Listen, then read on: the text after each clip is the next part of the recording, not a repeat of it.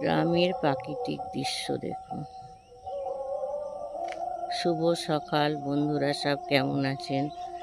আমি তো ভালোই আছি। সবাই ভালো থাকবেন, সুস্থ থাকবেন। আমি গ্রামে এসেছি, তাই গ্রামের কিছু প্রাকৃতিক দৃশ্য দেখাচ্ছি। দেখুন কি ভালো লাগছে। আর এগুলো কি বলুন তো, এগুলো হলো ধান গাছ। আর ধান গাছ যখন হয়, এগুলো না আগে ধানগুলো অন্য জায়গায় বীজ পাততে হয়।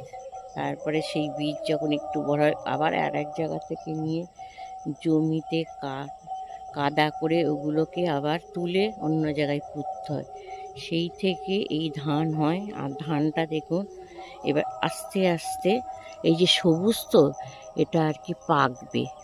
পেকে যখন একটু লাল হবে, আর কি লালচে লালচে একটু হলুদ হলুদ, তখন এই ধানগুলো আবার গোড়া থেকে কাটবে। কেটে ওটাকে আবার ঝাড়বে, ঝেড়ে রোদে শুকাতে হবে।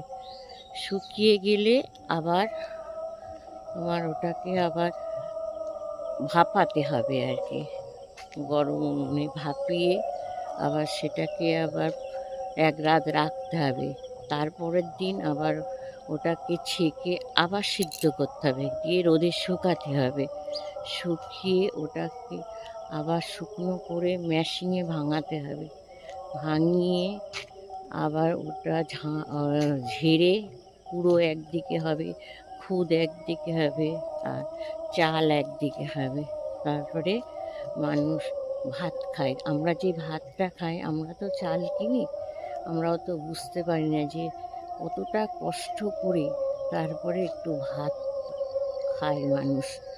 আমরা শুধু বলি চালের দাম বেড়ে যাচ্ছে, চালের দাম বেড়ে, কিন্তু চাষিরা সেই হিসাবে অত পয়সা পায় না। চারিদিকে দেখুন কত সবুজই সবুজ। সবুজ ছিল, এখন আর কি একটু হলুদ হলুদ গেছে। যখন রোয়া হয় তখন সবুজে সবুজ। এই দেখুন মধ্যে একটা রাস্তা গেছে, তারপরে দু সাইডে কত। আর দূরে একটু কীর্তন হচ্ছে, অষ্টম প্রহর বসেছে, শোনা যাচ্ছে।